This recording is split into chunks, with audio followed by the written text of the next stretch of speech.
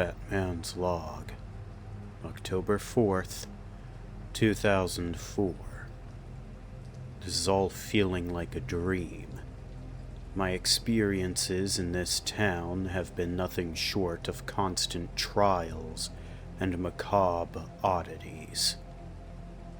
It's almost as if the town itself is changing for the express purpose of throwing me around, like it doesn't want me to find Scarecrow at all. I have experienced another possible delusion about my childhood. It felt so real. The fog never seems to cease. There is a constant layer of moisture on my suit. The sun has not shone through the veil of mist even once. Strangely, it's not even that cold. In fact, the inner city is quite warm, with all the lit jack-o'-lanterns never seeming to run out of wick and wax. I have not noticed anybody going out to maintain them, though I have spied something doing maintenance on the scarecrows around town. I didn't get a good look at them due to the fog, but it gives me a possible leverage to catch an informant. I am currently outside what seems to be a town hall. If there is any kind of local government in place in Silent Hill, I will be able to learn more here. To top it off, I have reason to believe there could be a valuable information regarding the whereabouts of Jonathan Crane. To explain why, we'll need further recap on what happened after my last log. After crashing in the woods and losing Dr. Langstrom, I made my way towards the manor of the supposed Celine Vale for further questioning. My battle with the female cat creatures had left me admittedly shaken. My mind was racing with 1,000 questions, and honestly, still is. Obviously, judging by the sacrificed man on the welcome sign, the escaped criminals were expecting me to show up in Silent Hill at some point. With that in mind, and given Crane's entire year of going unchecked, I couldn't be sure how much was laid out for me ahead of time, including the possibility that Celine may be a plant. I tried to connect my tech in the cowl to any signal possible to check the possibility for backup, but no such luck. I am isolated here. Eventually, I could see the light coming along the way to Shelley Drive. The same orange glow as the inner city. I approached carefully through the trees as the manor came into view. Just outside of the manor's entrance, I could see the figure of a tall man silhouetted by mist and an orange glow. I could see him setting up something, but couldn't tell what it was at first. I had equipped my thermal binoculars, but there was no heat reading coming from anything except the pumpkins that had dotted Celine's property. I put them away and decided to approach quietly for a closer inspection, using the fog to my own advantage. Just as I could almost make out some details, the figure turned and ran away from its task. I tried to catch it, but the figure seemed to vanish into the mist entirely. I looked upon his work to see what he was doing. It was another scarecrow stitched with real human eyes. The figure may have been Crane, but it seemed too tall and stood with perfect posture. In any case, I looked upon the house before proceeding inside. Jack-o'-lanterns were on every corner, as well as the foot of the stairs. Dead bats were hung by strings as decoration. Rats now scurried across the lawn, and a hanged man was swaying back and forth from the balcony above the main entrance. As I approached, the hanged man suddenly started to move. He was tugging at his noose and kicking wildly, letting out incoherent noises in agony. I jumped into action and used a batarang to cut him down, trying to save his life. He plopped onto the front porch about 4 feet, as I attempted to get close fast enough to help him. He laid motionless on the porch as I rushed in to pick him up. I turned him around to get a decent look at his face. I was shocked to see a grayed and decaying face meet mine. His eyes were already eaten by bugs, and his blood was like tar sludge running down a wound on his bottom lip. Needless to say, he had no pulse. The man was not only dead, but he had been dead for a long time. I searched his wallet for some identification. His name was Grant Vale, according to the driver's license I found. I concluded that this was more than likely Celine's husband who left her behind. I was more suspicious than I ever was before. I picked up my communicator and tried to contact her. At first, it was just static, but a strong feminine voice pierced through. I wasn't even sure if it was Celine or not. It simply uttered one phrase. "Come and get me."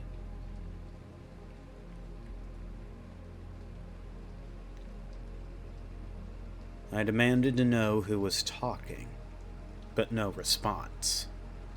I demanded to know where Celine was. No response. I was already frustrated with this city and perhaps even somewhat on edge, but this was making me angry. I had to go in and either retrieve Celine for myself or handle whatever kind of situation has been brewing inside that manor. I tried to check the back entrance for a less expected entry, but it was locked. None of the windows would budge either. Fed up with it, I tried to grapple straight to the top floor, only for the hook to lose its grip with everything it grabbed onto. In frustration, I tried to smash in one of the windows with my fist. The glass shattered and fell onto the floor inside.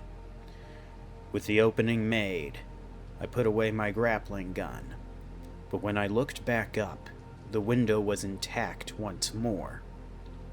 I broke it again and watched. It remained broken until I blinked and was remade once more. I smashed the window again and attempted to approach without taking my eyes off of it. I slowly reached my hand closer, only for it to suddenly touch glass. It appeared like a graphical error in a computer simulation. One moment it was gone, and the next it was as good as new. Just then I heard a loud cracking noise coming from the front.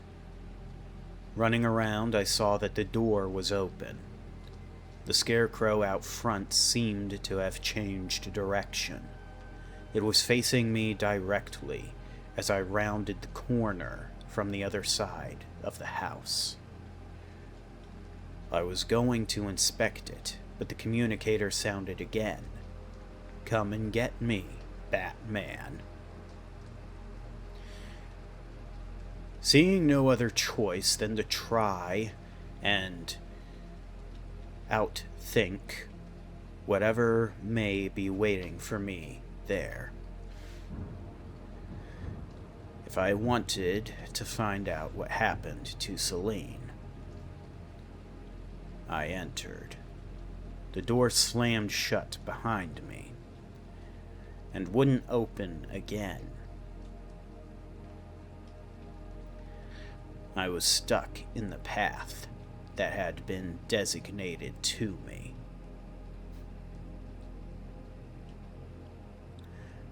The house looked much older on the inside than it had when I was last there. The once new-looking wallpaper was peeling away due to age.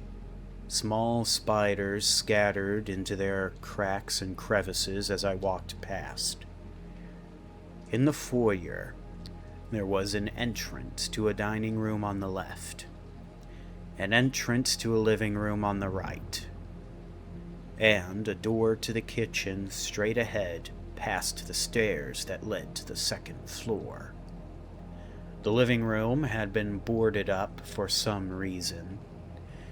Sitting on the top of the stairs was another one of those scarecrows looking down at me. Just then, I heard a rumbling noise come from the dining room.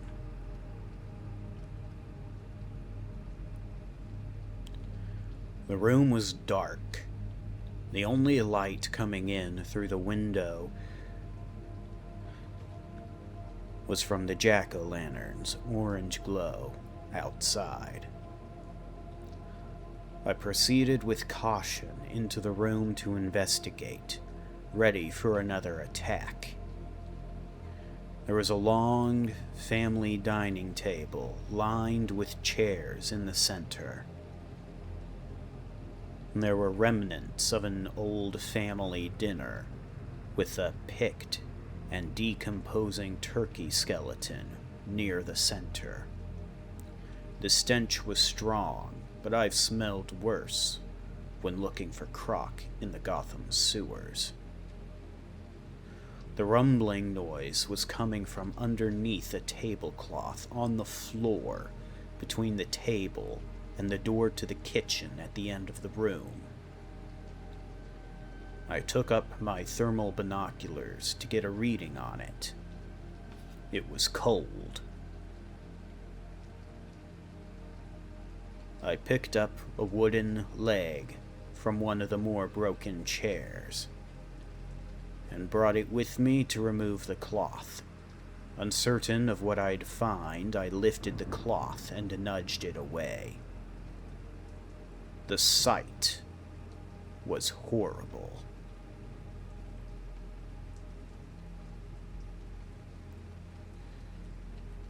A shriveled up GCPD body bag made from human skin with a zipper made of teeth. It quivered in a mass on the floor. There was an unzipped opening on one end, which contained a human skull and bone fragments sloshing around in a pool of biological soup. I was stunned at the sight, which allowed it to attack. The quivering thing flopped around and convulsed, eventually managing to jump up and take a bite at me. I slammed it back onto the ground. Suddenly, the creature vomited up tiny bone fragments that spewed across the floor, making it harder for me to have decent footing. It kept trying to bite at me like an animal. So I began to beat it into a pulp on the ground. Once it finally stopped moving, the kitchen door opened.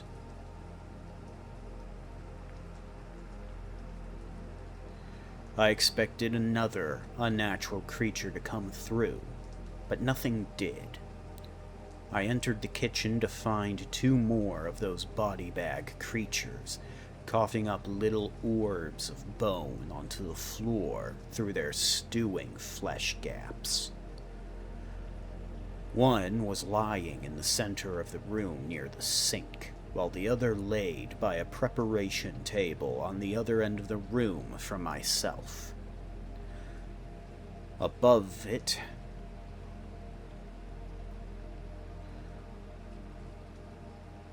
on the wall, I could make out the silvery glint of something sticking out of the old wallpaper.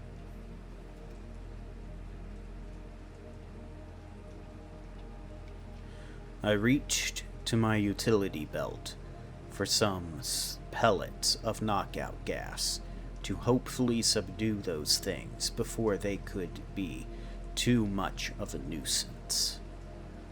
Just as I did, I was struck in the back by a powerful whipping. The attack had pushed me closer to the bag creature in the center and its puddle of debris. Behind me, I heard a sultry voice call out, "Hurt me."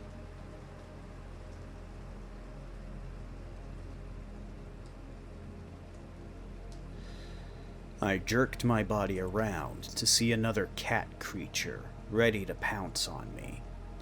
It leaned out in front of the shadows, baring its teeth and staring with an eyeless face. The flesh bag began to flop around as I had gotten closer, and the cat closed the distance. It leapt at me for a fight. I was knocked off guard and slipped on the bony pearls that had lined the floor. I fell right next to the bag creature as the cat began to lash out with her whip arms. I used my cape for shielding as I tried to stand. Getting to my feet, I was then able to catch one of the cat's lashes and pulled her towards me. We traded a couple of blows when the flesh bag took a bite at my leg. I kicked it back down and wrestled with the cat. I'm able to get in a few more hits before she slips on the bones and falls directly onto the monster. It chomps at her upper body, encapsulating the head in its soupy maw. After just a moment, I pulled the still-living creature out of the cannibalistic body bag. Upon being seemingly rescued by me, the cat had hissed loudly. I shut it up with a particularly forceful punch to the head. The monster landed against a cooking counter and slumped over, allowing me to focus on the flopping carnivore. In my belt, I always carry powerful sedative pills for the eventualities of being attacked by feral animals sent at me by the criminals of Gotham. I hoped they could prove useful, and popped one into the flesh bag's mouth. It seemed to knock it out quickly and without a fight. I dragged my boots across the floor as I walked up to the next one, shuffling the bony debris out of my way. I simply dropped a pill in its mouth and leapt up as it leapt up to attack, and it was out like a light. As horrifyingly bizarre as these things are, I was starting to just become frustrated with the presence of these monsters. I tore off the wallpaper with some aggression. Out from behind it fell a key with an attached tag, The tag read, "The hero saves many from the monsters. But to whom do the monsters seek for salvation?"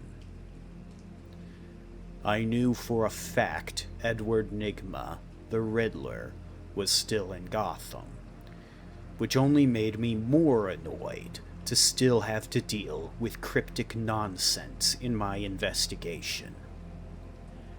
I had no idea what it meant, so I just stuffed it into a compartment of my belt for later. The silver key looked rather standard, but it was the key's end that caught my eye. On it was engraved the same symbol that I saw painted in blood on the inside of Croc's truck. This confirmed to me that Celine, or whoever she was, knew more than she was letting on. I made the decision to go upstairs to the study on the 3rd floor, where she was supposed to barricade herself inside of. Upon going back to the foyer, I noticed that the Scarecrow had changed positions, moving from the stairs to watching over me from the railing on my right. It was then that I realized something about the Scarecrows. Neither of the 2 types of creatures I have encountered so far had eyes, and yet they somehow always knew where and when to show up. The Scarecrows have eyes, real eyes, and have always been watching me whenever the creatures appeared and when the house changed into a dilapidated state. I don't know how, but the obvious conclusion was that the Scarecrows were somehow letting them know where I was, almost as though they are acting as the eyes and ears of Jonathan Crane. I made my way up the stairs when a spray of tiny bone fragments poured over my footing, causing me to almost slip off. Another of the body bag creatures leapt off from atop the stairs. It was waiting for me over the edge, just out of sight. It soared through the air at me, attempting to bite me with its enormous mouth. But I was able to catch it and throw it down the stairs behind me. I was certain at that point that the Scarecrows were doing something. I finished the trek up and inspected the Scarecrow closely. The face was burlap, the shirt was flannel, and the inside was simple straw. The only odd feature were the human eyes sewn into the head. Looking for a camera, I grabbed into the burlap head and tore it open all the way down. There was a loud noise, almost like a muffled scream from the dummy, but the head didn't conceal anything except more straw. From the hallway behind me, I heard "hurt me" and braced for another fight. A cat creature appeared from the shadows in a pouncing attack, but it missed. I backed away into the next hall and watched as the thing walked, attacked, and otherwise moved aimlessly. It had no sense of direction. Once it bumped into the railing, I took my chance and leapt in to push it over. It did not land on its feet, but it hit its head on a vase stand and was knocked out. I made my way through the manor with little difficulty. There were still monsters here and there, but they were blind and only attacked when I was within reach. The body bags, no longer knowing when I would approach, constantly spewed bones and chomped in random directions, leading to some altercations between them and the cats. It was when I found the door to the study. I found it to be locked. The doorknob now had a different design from the normal one I saw my first time here. It now had the same symbol on it as the key. The key unlocked the door, but Celine was nowhere to be found. The room was still seemingly normal and lit by the electric lights. On the foot of her bed, I saw a book with a newspaper stuffed into it. The cover of the book also had the same symbol. I opened the book and pulled out the newspaper. It was dated 1 year prior to my arrival. The dying but not yet dead town of Silent Hill had held a mayoral election. For the first time, someone not originally from the city had won. A man named John Ichabod was elected on the promise to return the town to its former glory by prioritizing the restoration and promotion of tourist-heavy areas and resorts, using the outsiders' money to fund restoration and improvements of the rest of the town. The article made mention that Ichabod had no known history before arriving in town, but had already made a name for himself in a short time by helping with the hospitals and schools that were still functioning, improving their procedures and supply regulations vastly. If my hunch was correct, John Ichabod was really Jonathan Crane. I looked at the book. The pages were open to the spot that was marked by the newspaper. The pages held no print, but were written on in pen, clearly a journal. Strange scribbles and doodles of creatures not resembling the ones I have encountered dotted the pages in red ink. A cursive handwriting added a forced order to the incoherent chaos of the page. This is what was written. Alessa is dead. A stranger took her away. Dahlia is no more.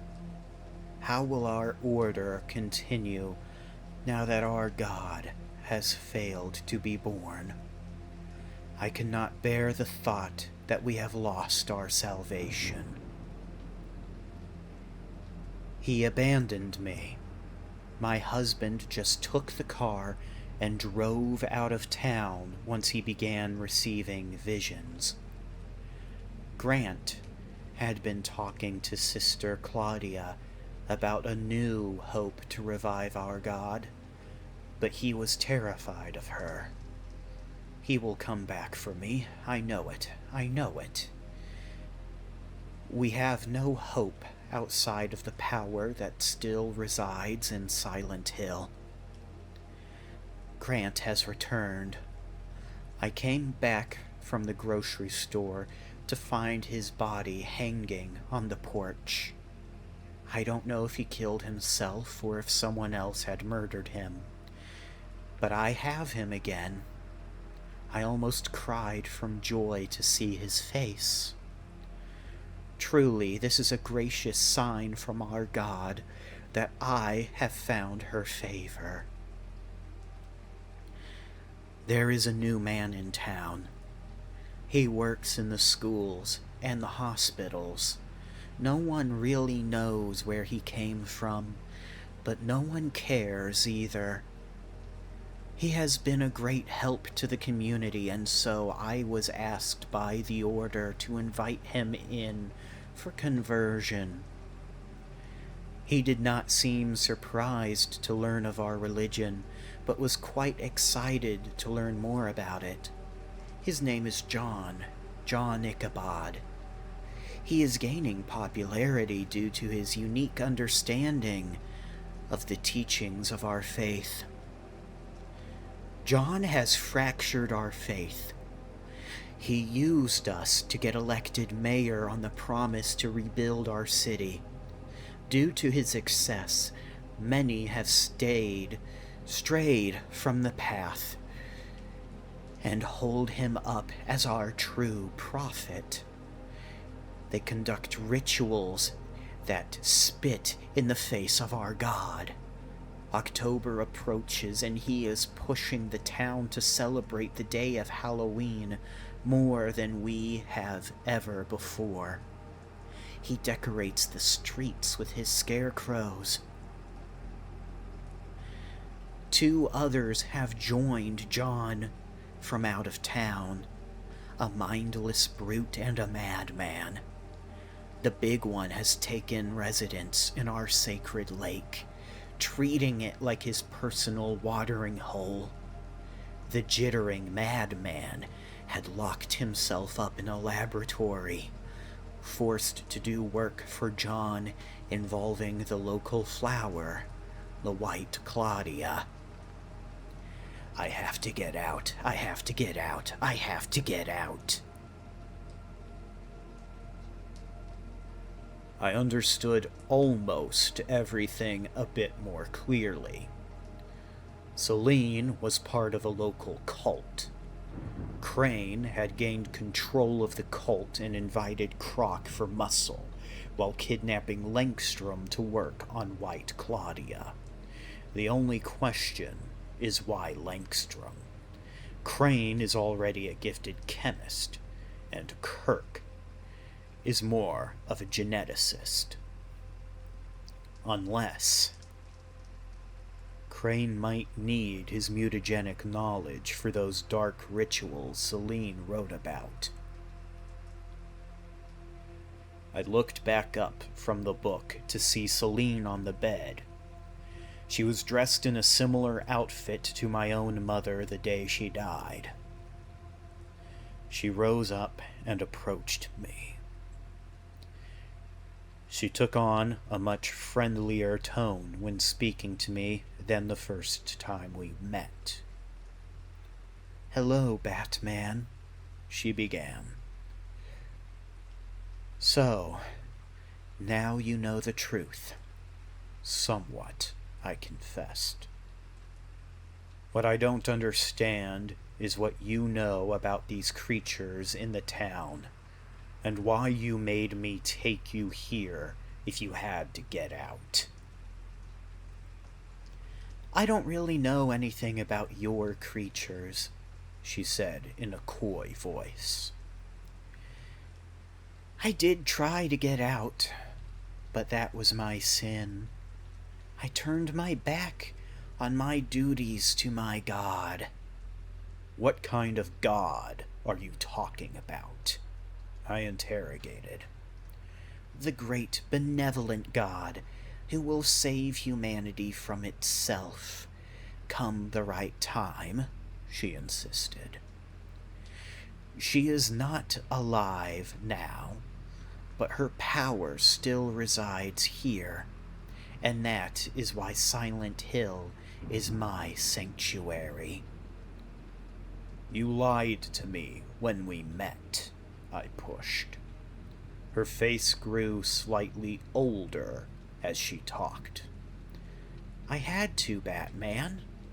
It was my penance for abandonment. You needed to go along the chosen path." "But why?" I demanded.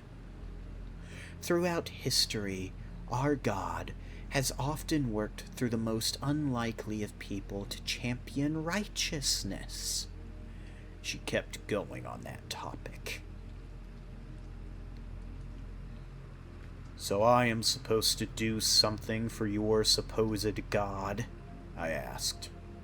"Why rely on me?" "I don't know everything." Her figure was exactly accurate to my own mother's as she went through the door. "Goodbye, Bruce." I tried to catch her before she could close the door. but I was just too small. My 10-year-old body wasn't able to keep up. I had once again taken on the form of my child self. The room now much more resembled an abstract semblance of my childhood bedroom. A nightlight in the corner by the bed was my only light, except that which came from under the doorway. Shadows moved back and forth through the light under the door until the knob began to turn. From behind the door came a young Alfred. His hair stood on its ends, and he carried an empty platter. I knew deep inside myself that this was not Alfred, but his presence made me feel at ease. He knelt down and handed over the empty tray. "Fancy a treat, sir?" he asked. I looked upon the tray to see nothing but the same religious symbol from before stamped flat on the surface. He pulled the tray away after I didn't take anything. "Very well, sir." He put away the tray. "Shall I prepare your play date, sir?" My mind was going in and out of understanding at that moment. Deep inside me, I knew something wasn't right, but I was wrapped inside a cocoon of my child self. All I could think to ask was, "Who am I playing with today, Alfred?" Alfred did not turn his head down to look at me in the eyes, but simply said, "A young Miss Selina Kyle, sir. Right this way." Alfred led me down the hall. Everything was reminiscent of Wayne Manor, but it was ill-defined.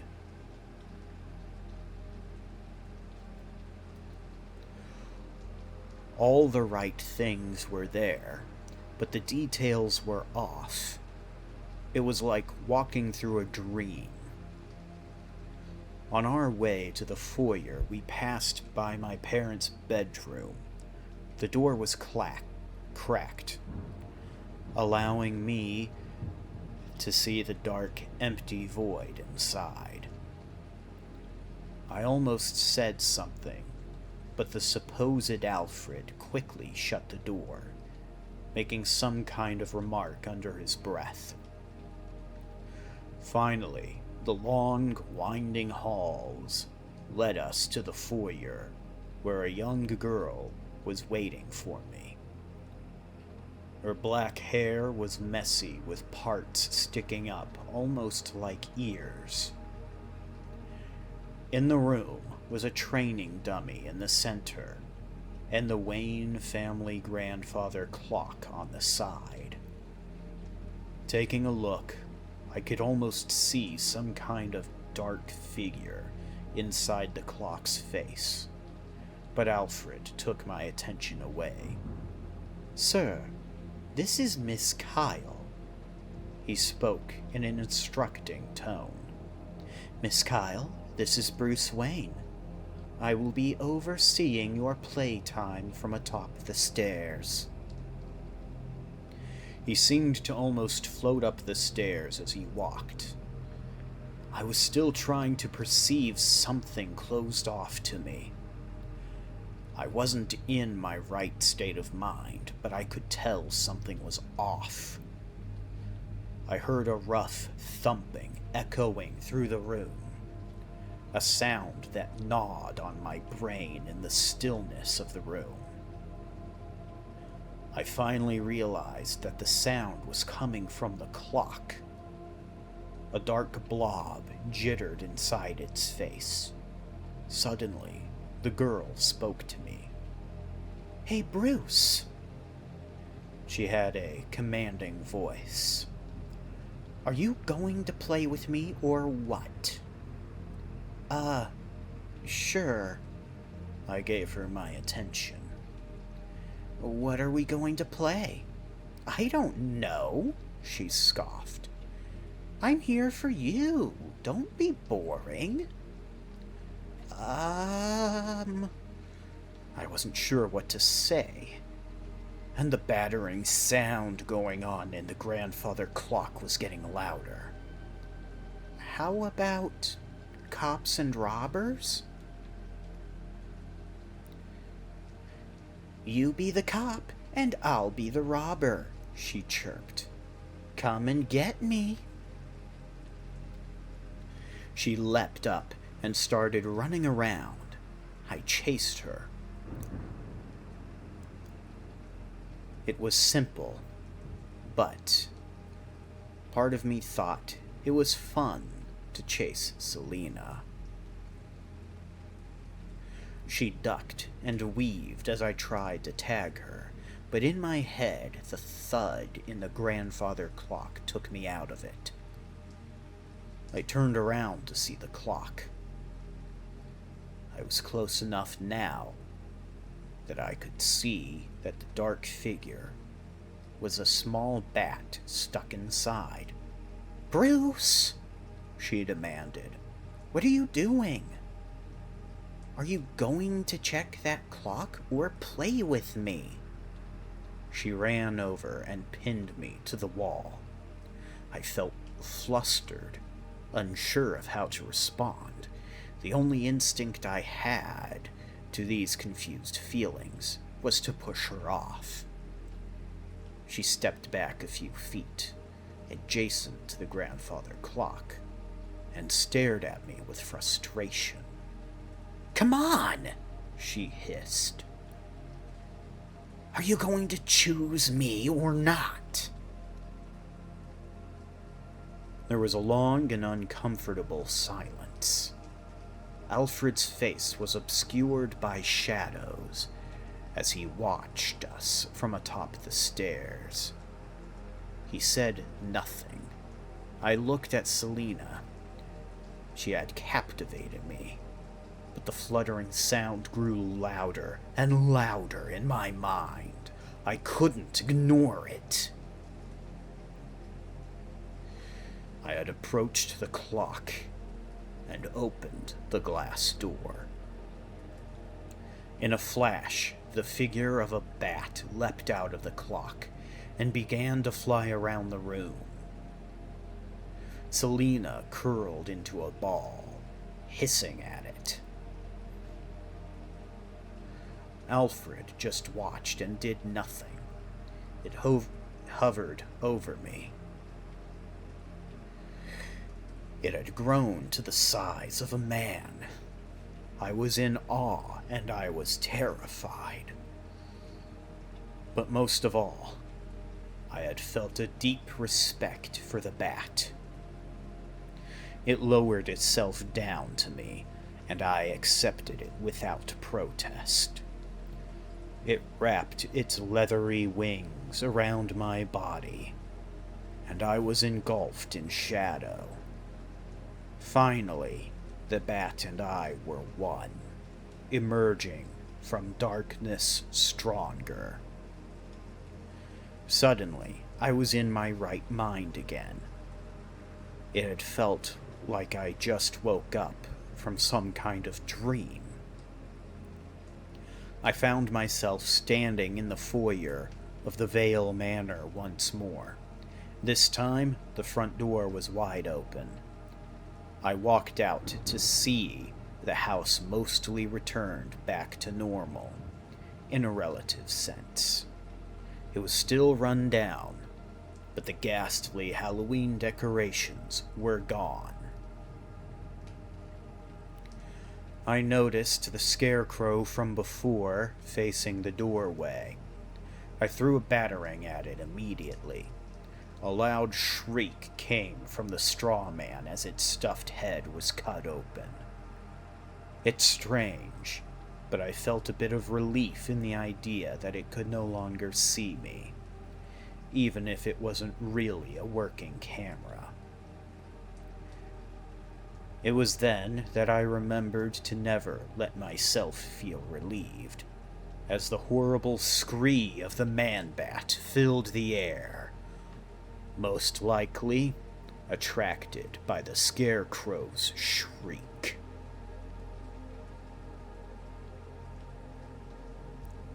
His silhouette peeked around from the top of the house. He must have been hearing me inside the whole time and was waiting for some prey to reveal itself. I could hear the scratching of his claws tearing through the wood as he crawled further just a bit. Then, with the instinct of a predator, he pounced off of the building and swooped down at me. I was barely able to get out of the way in time. He glided right past me and up into the treetops. From his new vantage point, he tried again. Simply evading him would get me nowhere fast. So, I had to fight the doctor.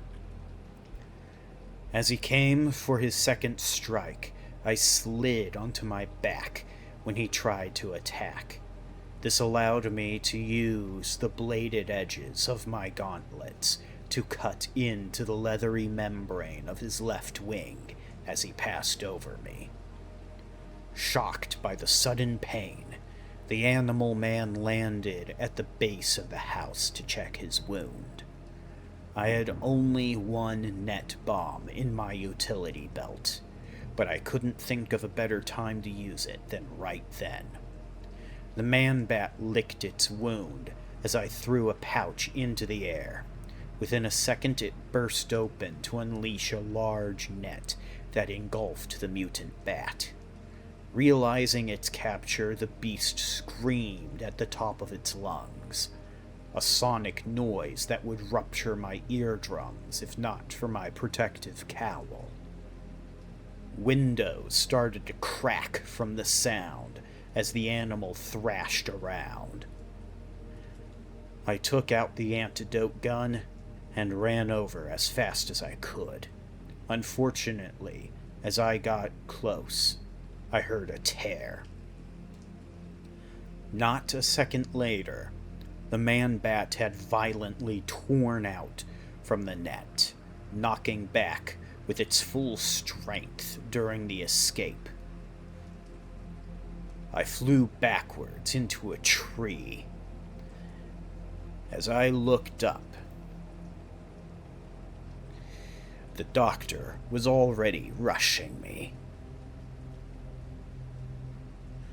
I had no time to move. His half-animal face pushed itself into mine as a claw started to dig its way through a gap in my body armor. With one hand, I held his neck back in an attempt to keep him from biting my face. With the other hand, I shoved the antidote gun into his chest and pulled the trigger. The creature was repelled from me. It twitched violently on the ground as bits and pieces of him began to shrink. The wounds on its wing transformed into wounds upon a human arm. His gnarled face became recognizable, revealing the scar that Croc had made when leaving Gotham. I patched up his wounds as best I could, and tried to help him come to. "Kirk, can you hear me?" I asked. "Dr. Langstrom." Yeah, I can hear you," he confirmed. "At least, until the serum wears off completely, and I need a hearing aid again. Ah, my arm! Did you really have to be so violent with me this time?" "I'm afraid so, Kirk," I admitted. "You were even more feral than usual. Can you tell me why Jonathan Crane had Croc take you here? Here? He asked. Oh, right. We're not in Gotham anymore. Excuse me. Most of it is a blur. What day is it? October 4th, I answered. That long? He sounded surprised. To be honest, I'm surprised that I wasn't stuck as Man-Bat in this town forever, Batman. This town makes Gotham look like Central City. Crane is up to something. I was taken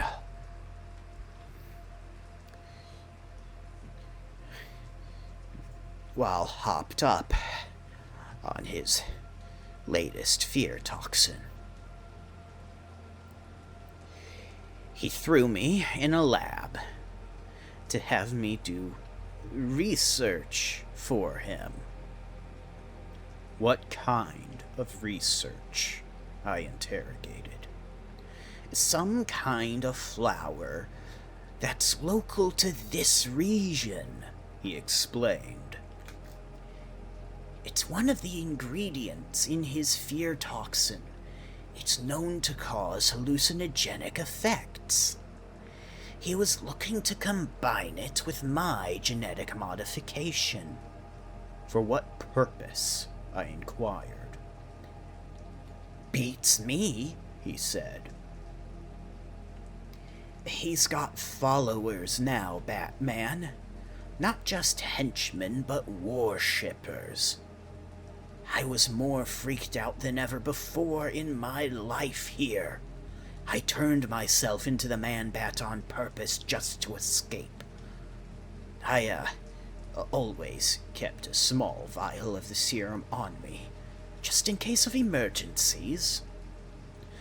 Honestly, I'm wondering if I'd be better off surviving here if you had left me a monster. After all, this is a city of monsters. Rational men like you and me have no place here. You should be safe hiding in the manor, I suggested. There don't seem to be any creatures in there anymore. Stay away from the scarecrows as well. I don't know how, but Crane seems to be using them to see what's happening. Thanks for the effort, but there's really no place truly safe here, he sighed. All I know is what I've already said, is that Crane is mayor now. So he's probably based in City Hall. Be careful, Batman. Thank you, Doctor, I replied. I always am. With that, I left Langstrom at the house and proceeded to Town Hall, leaving him a communicator. That catches me up to now. I will continue this update log as the case progresses. Batman signing out.